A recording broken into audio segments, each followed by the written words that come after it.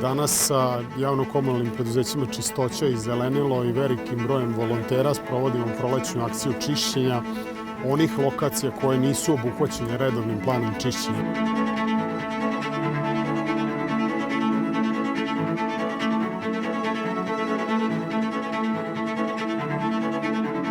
Krenuli smo od Šodroša, što mislim da je nekako vrlo logično i normalno, uzimajući u obzir da grad ima titulu grada vlažnih područja, a Šodroš je svakako jedno od vlažnih područja kojim se ponosimo, ali koji bi mi kao Novosađani trebali i više da čuvamo i ne bi trebali da bacimo smeće. Mi ćemo to danas smeće počistiti i ono što mi je drago, što sa nama imamo i učenike osnovnih škola, jer mislim da od malena deca moraju da uče, da naš grad moramo da održimo čistim, a i da je za čišćenje grada neophodan rad i da moramo svi da se potrudimo. Ovo je jedna konkretna akcija koja će se odvijati danas ne samo na ovoj lokaciji, nego i na još nekoliko lokacija, Ribarsko ostrvo, Kej i još nekoliko lokacija u gradu koje nisu obuhvaćene redovnim planom čišćenja. Mislim da je ovo jako dobra komunikacija zajedničkog učešća građana i zaposlenih u javno-komunalnim preduzećima. Jedan dobar primjer u kome zajednički donosimo dobro za naš grad. Nastavit ćemo sa ovim akcijama. Ova akcija se zove Naš grad i naša odgovornost.